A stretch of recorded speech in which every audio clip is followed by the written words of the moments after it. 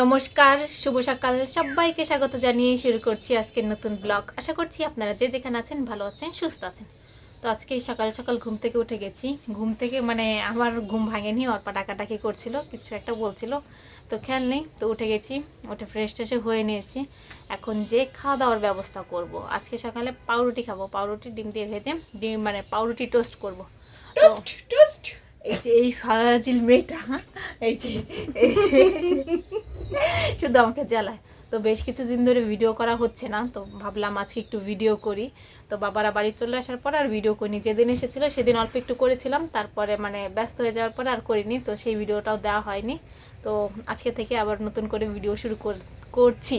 কতক্ষণ করতে পারবো জানি না, বাবা একটু মাঝে মধ্যে অসুস্থ হয়ে যায়, তো আসলে ওকে পিটাবে, কিচ্ছু বলবে না কে। তো এখন যাই, দেরি না করে খাওয়া দাওয়ার ব্যবস্থা করি। নাকি খাবে তো ডিম টোস্ট? তো যাই আমরা।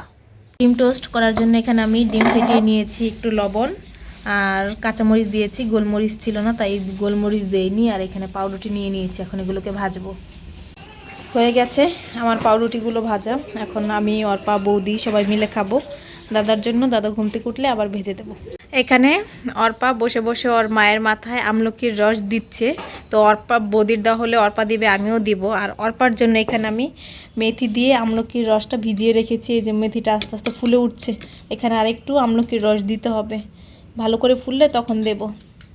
এই যে, আর উনি প্রচুর অলসের অলস, আমলকির রস খাওয়ার জন্য পাগল হয়ে গেছে। উনি মাথায় দিতে চাচ্ছে না, খাবে বলেছি চাবিয়ে চাবিয়ে খেতে, সেইটা খাবে না, ওনাকে ব্লেন্ড করে জুস করে দিতে হবে, তারপরে খাবে। আমি রেডি হয়ে নিয়েছি, যাব একটু ব্যাংকে গ্যাস বিলটা দিয়ে আসতে। তো মা আর দাদা গেছে একটু বাবাকে নিয়ে ডাক্তারের কাছে, তার জন্য আমাকে বলে গেছে দিয়ে যেতে, তো আমি দিচ্ছি। আমি একাই যাব। এখানে অল্প বসে বসে নিয়ে নিয়েছে, কালকে এই মাছগুলো নিয়ে এসছে। তো ইলিশ মাছটা কালকে নিয়ে এসছে, আর রুই মাছটা পিস করবে। এখন অল্প বসে বসে এই মাছ কাটুক, আমি এই ফাঁকে ঘুরে চলে আসি। ব্যাংক থেকে এসে তারপর আমি অর্পার মাথায় কি বেশ মেথি আর আমলকির রস দিয়ে দিয়েছি। তারপর আমি পুড়িয়েও চলে এসেছি। আর এখন বাজে 1:08। তো এখন বসে বসে আমি দিচ্ছি। তো আমি যেহেতু আজকে ধুবো না, তার জন্য দেরি করে দিলেও সমস্যা নেই, কিন্তু এটা শুকিয়ে গেলে ভালো হতো। তো এটা দিয়ে আমি একটু সময় রোদ্রে বসে থাকবো। আজকে সারাদিন আর কোনো ভিডিওই করিনি। এই যে মাথায় যে আমি দিয়েছিলাম কি বেশ মেথি আর আমলকির রস, সেটা শুকিয়ে করে নাই, খড়খড় হয়ে গেছে। এটাকে আমি আজকে রাতে দেখি তেল দিতে পারি। কালকেও শ্যাম্পু করব না, পরশু দিন শ্যাম্পু করবো, কেননা কালকে আমার কোথাও যাওয়ার নেই, শুধু পড়াতে যাব, সমস্যা নেই। আর এখানে বসে বসে সবাই কাজ করছে, আমিও এখন কাজ করব। আজকে আমরা ফুচকা খাবো। এই যে এই মেয়েটা ফুচকা খাওয়ার জন্য পাগল হয়ে গেছে। বাজার থেকে 2-3 দিন ঘুরে এসেছি, ফুচকা দোকান বন্ধ, তার জন্য ফুচকাই কিনে নিয়ে এসছে। তাই এখন এই যে সবাই মিলে কি করছে সেটা দেখাচ্ছি, তারপরে ফুচকা আমরা বানাবো। এই যে সবাই মিলে এখানে কি জানি ডালিমের জুস করা হচ্ছে। ডালিম আর আনার একই জিনিস, তো কেউ কম না, এই যে এখানে করছে, এর জন্য এই যে অর্পা করছে, এতক্ষণ উনিও করেছে। এই যে এই দর্শক দেখছে, এই দর্শক আর এই দর্শক বানাচ্ছে। ফুচকার ভেতরের পুরটা তো নাকি কি বলে বুঝতে পারছি না, তো তার জন্য এখানে কি জানি ডাবলি আর আমি একটু বুট সিদ্ধ করে নিয়েছি। ডাবলির সাথে বুট সিদ্ধ করেছি দেখে একটু কালচে কালচে হয়ে গেছে। আর এখানে দুটো এই যে এই দুটো আলু নিয়ে নিয়েছি। এখন আলুগুলো ম্যাশ করে এটা একটা ভর্তা করব, ভর্তা। আর এখানে এই যে বৌদি পেঁয়াজ কেটেছে, এত মোটা মোটা করে কেটেছে, এত মোটা মোটা করেছে যে উনি কখনো ফুচকার দোকানে দিতে পারবেন না। আপনারা চেহারাটা দেখে নিন, এ যদি কখনো ফুচকার দোকান দেয় আপনারা খাবেন না। ও খুব ভালো করে পেঁয়াজ কাটে, ও যদি ফুচকার দোকান দেয় ওর দোকান থেকে খাবেন। যদি হেল্পার হিসেবে ইনি থাকে তাহলে খাবেন না, ও যদি একা দেয় তাহলে খাবেন। আমাদের ফুচকার সমস্ত জোগাড় যন্ত্র হয়ে গেছে। এটা হলো আলু মাখা, সঙ্গে ডাবলি আর কি বেশ ছোলা বুট দিয়েছি, খুবই সামান্য। এখানে আমরা মিষ্টি টক বানিয়েছি, এটাকে আমি একটু জাল করেছি। আর এখানে টক টক এটা শুধু আমরা নরমাল ফুচকা খাবো তার জন্য। আর এটা হচ্ছে দই ফুচকার দই। আর এখানে আমরা একটু পেঁয়াজ আর মরিচ নিয়েছি, সঙ্গে একটা ডিম সিদ্ধ করে নিয়েছি। আর এই যে এইদিকে আমাদের ফুচকা ওয়ালি ফুচকা বানানো শুরু করে দিয়েছে, তো ওই যে প্লেট সাজাচ্ছে। তো এখন আমাদের একটু পরে খাবো, কেমন হয়েছে পরে জানা যাবে। এখন রোজা দেখে বাইরে ফুচকা কিনতে পাওয়া যায় না, তাই আমরা ঘরেই বানিয়ে ফেলেছি ফুচকা। তো আমাদের সমস্ত ফুচকা রেডি হয়ে গেছে। বাবা না, দাদা আর মা খেয়ে নিয়েছে। এখন আমি আর বৌদি খাবো। তো এখানে সব কিছু আমরা সাজিয়ে গুছিয়ে নিয়েছি, একটু একটু ভরবো আর খাবো।